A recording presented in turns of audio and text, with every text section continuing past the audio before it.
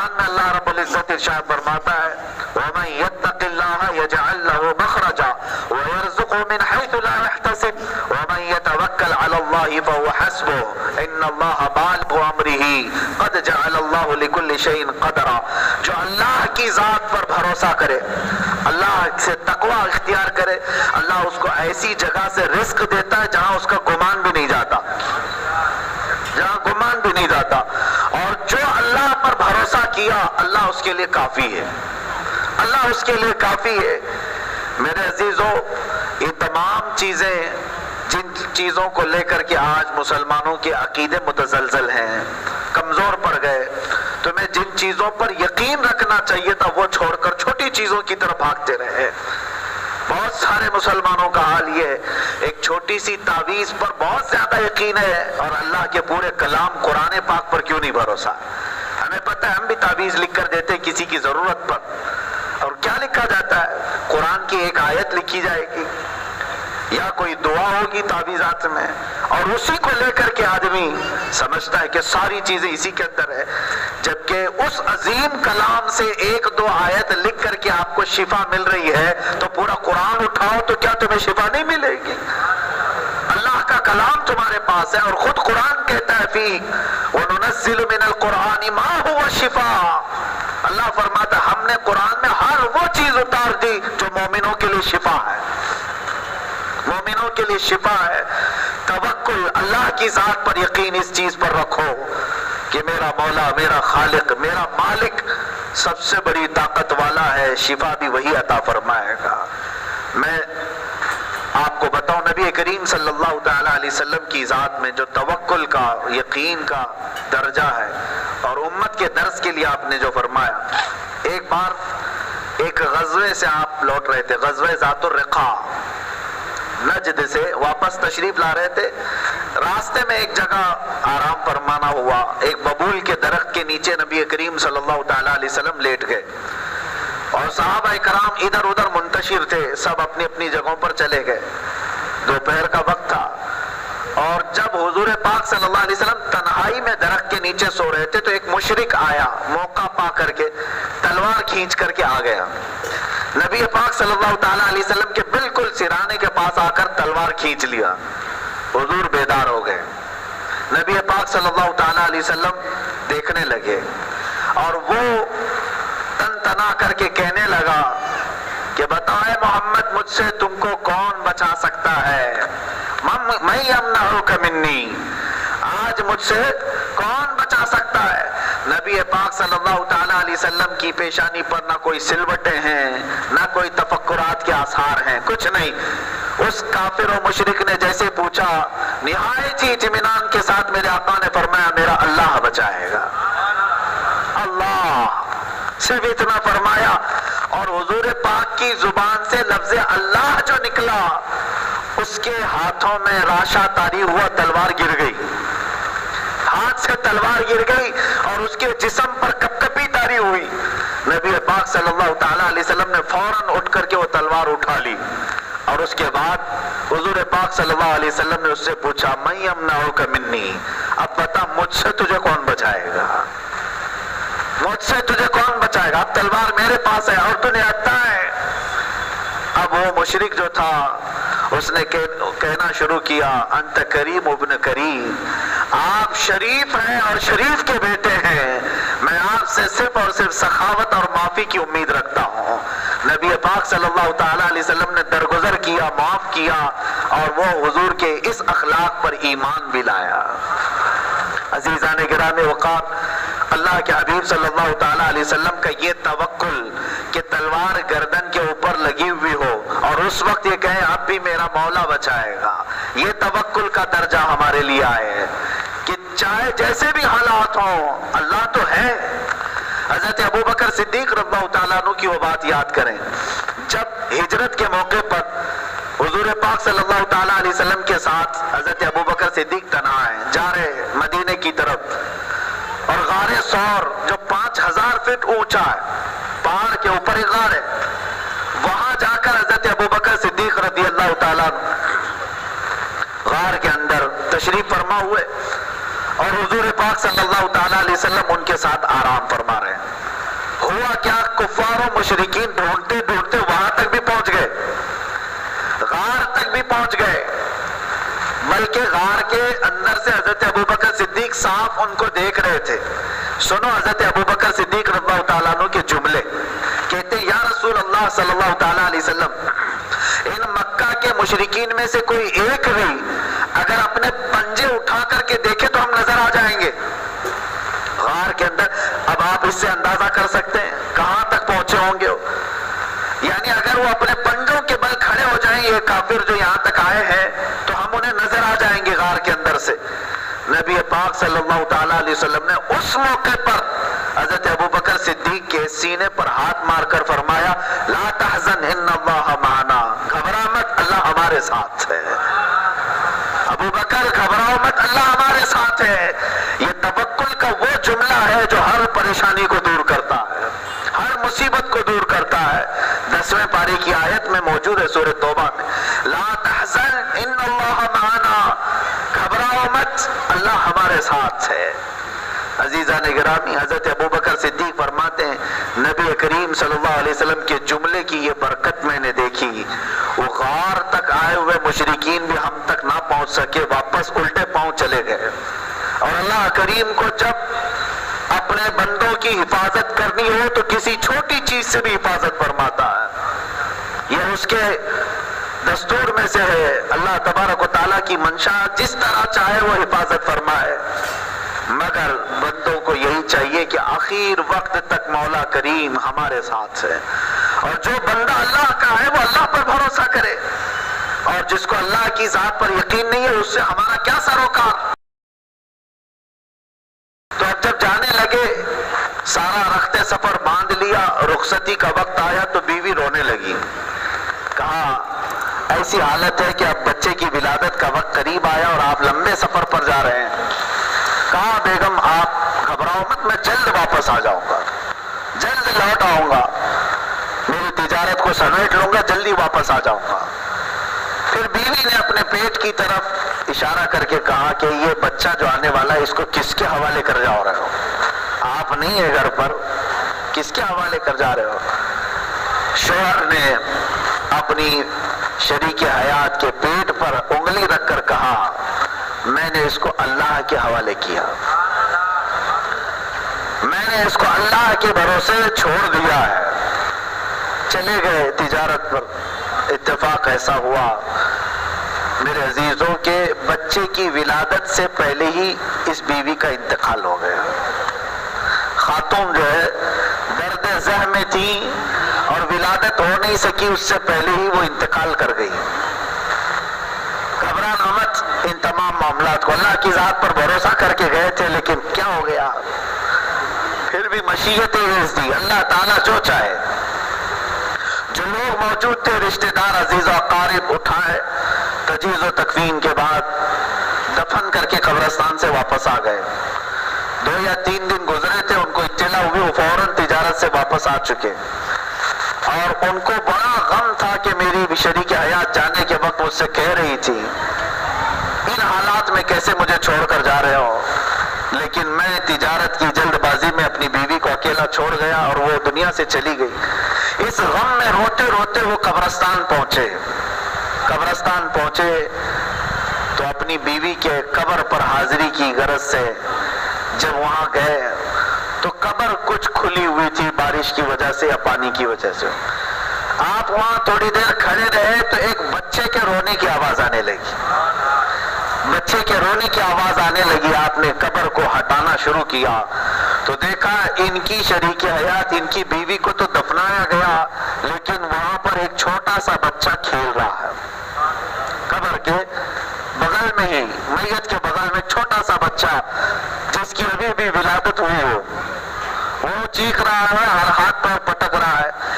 آپ نے اس بچے کو اٹھا لیا، گود میں اٹھا لیا، کہا یہ بچہ اس قبر میں کیسے آیا؟ غیب سے آواز آئی، اے بندے تو نے اپنے بچے کو ہمارے حوالے کیا تھا، تیرے آنے تک اس کی حفاظت ہمارے ذمہ تھی.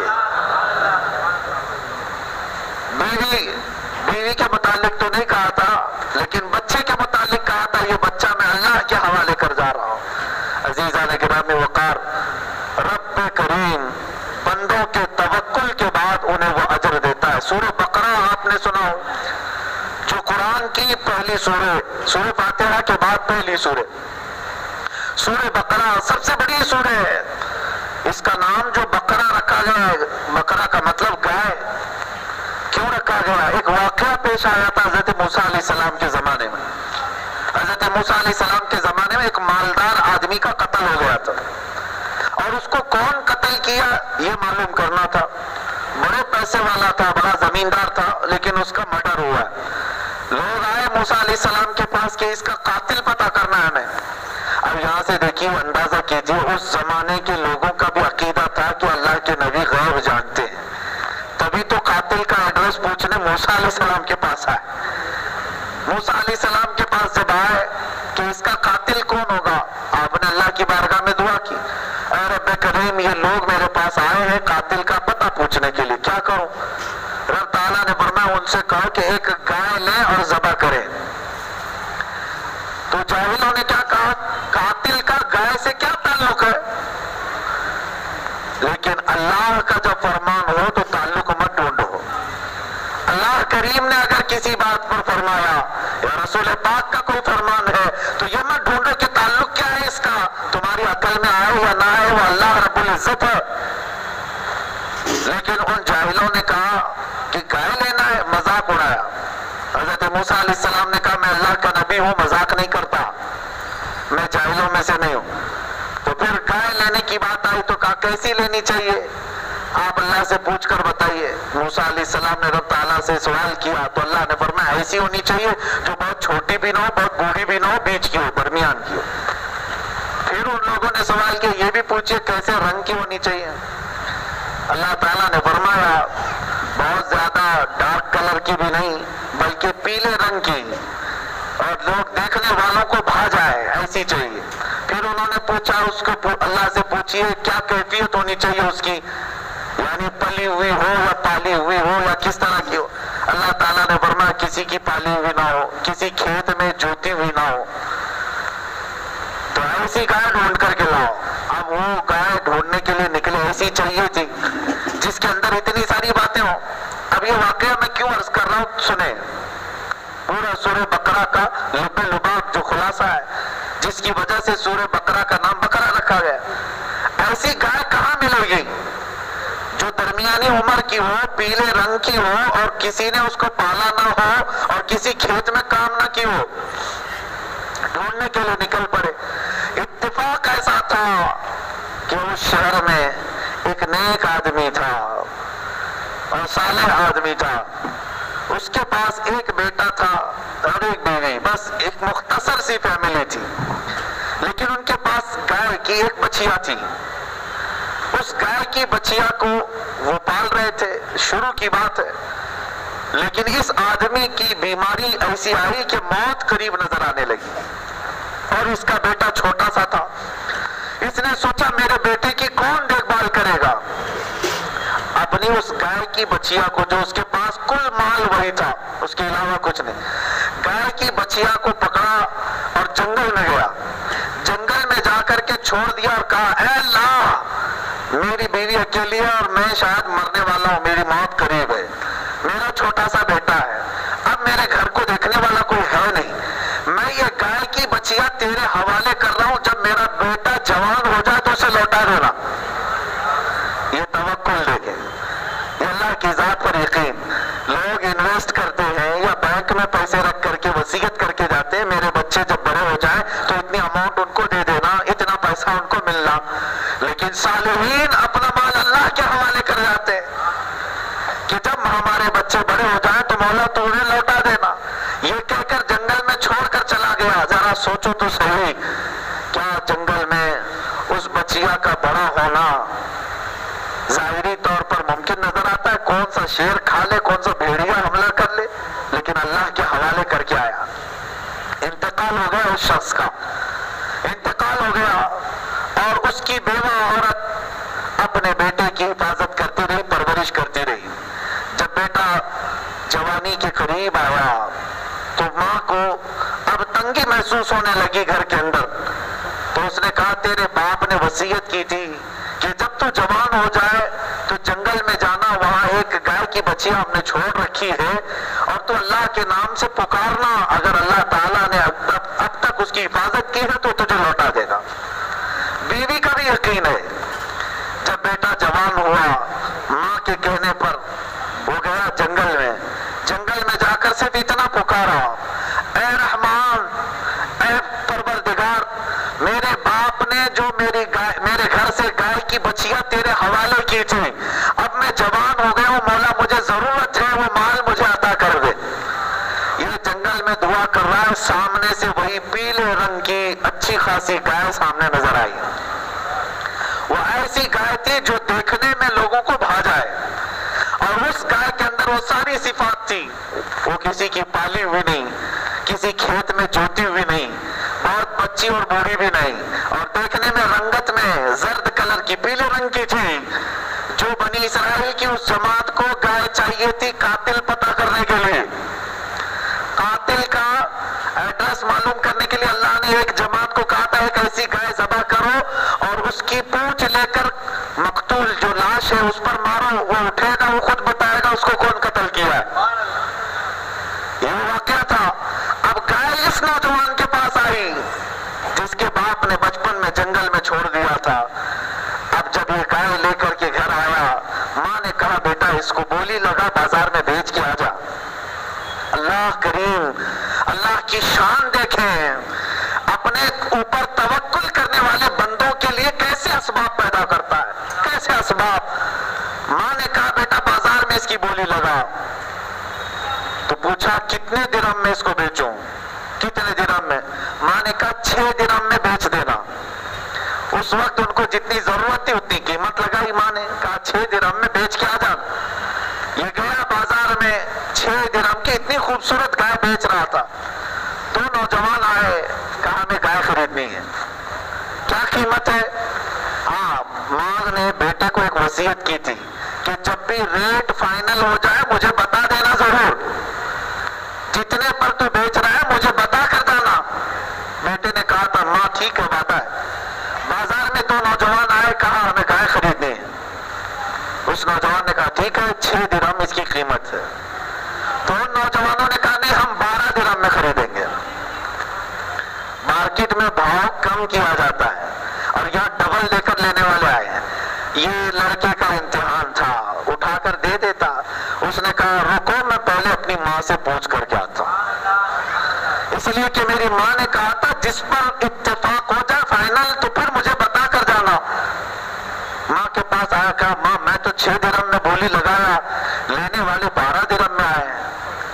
ماں نے کہا ٹھیک ہے اب کی بار جاؤ، اب اس کی قیمت 12 درہم لگاؤ، 12 درہم لگاؤ۔ اب وہ بازار میں گیا، کہا کہ میری گائے 12 درہم کی۔ پھر 2 نوجوان آئے، کہا کتنے میں؟ کہا 12 میں۔ کہا ہم 24 میں خریدیں گے۔ اس نے کہا نہیں میں پہلے اپنی ماں کو بتا کے آؤں گا۔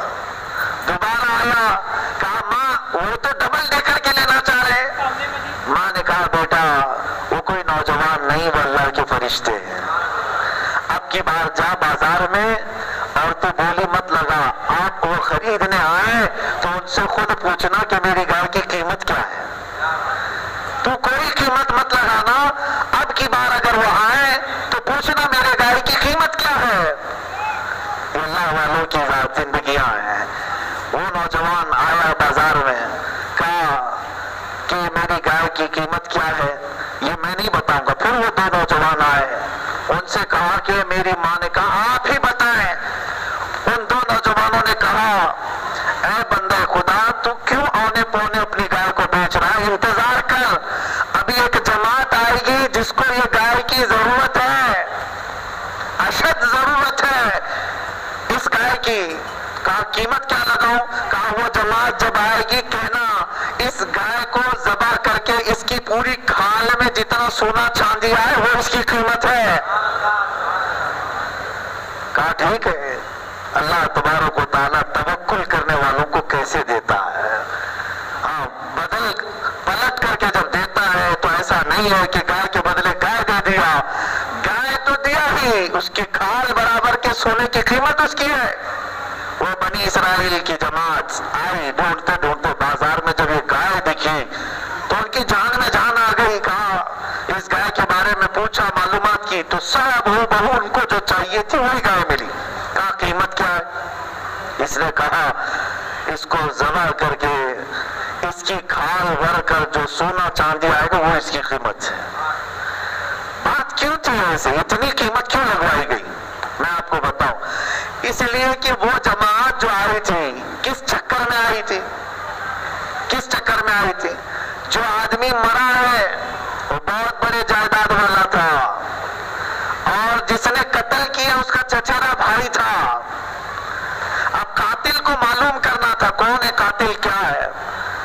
اب میں آپ کو بتاؤں، اللہ کا نظام دیکھیں، اللہ کا نظام. انہیں ایڈریس معلوم کرنا ہے قاتل کون ہے، اور اس کے بعد اس کے پیسوں پر انہیں قبضہ کرنا تھا پوری جماعت کو، ہم پیسے بانٹ لیں گے.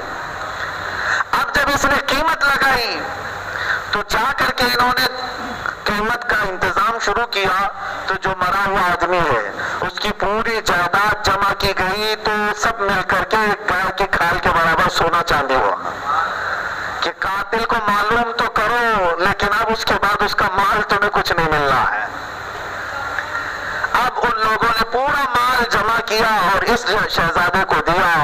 گائے لے گئے، گائے کو ذبح کر کے اس کی پونچھ سے اس مرے ہوئے آدمی کو مارا تو وہ زندہ ہوا، اور اس نے کہا میرا چچیرا بھائی عامل نام تھا، اس نے مجھے قتل کیا میرے مال کے چکر میں. میرے عزیزو یہ واقعہ سورہ بقرہ میں موجود ہے. اب اس سے جو ہمیں اخذ کرنا تھا وہ سب سے بڑا واقعہ اسی توکل کا تھا.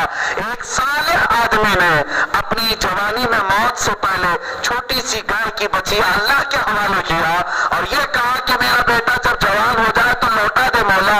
رب تبارک و تعالیٰ نے اس گائے کی بچیا کی ایسی حفاظت فرمائی کہ جب بچہ جوان ہوا آ کر کے پوچھا مولا میرے باپ کا مال مجھے لوٹایا جائے. اللہ نے صرف گائے نہیں لوٹائی بلکہ دنیا کی سب سے بڑی قیمت کے ساتھ اس گائے کو اللہ اس شہزادے کو عطا کیا ہے. یہ توکل کا نتیجہ ہے، یہ توکل کا نتیجہ ہے. جب تمہارے گھر میں کوئی بچہ پیدا ہو اسے اللہ کے حوالے رکھو، یوں کہو کہ مولا میں نے تیرے نام پر اسے وقف کیا ہے، یہ تیرے حوالے ہے. پھر دیکھنا مولا اس بچے کی حفاظت کیسے فرماتا ہے. عزیزان گرامی، تربیت تمہاری ذمہ ہے لیکن اللہ کی ذات پر توکل اور بھروسہ بھی ضروری ہے. یہ توکل ہماری زندگی میں جب تک نہ آئے بہت سارے کاموں میں صرف شک و شبہ اور اب کیا ہوگا تب کیا ہوگا، انہی چیزوں میں زندگی گزرتی رہے گی.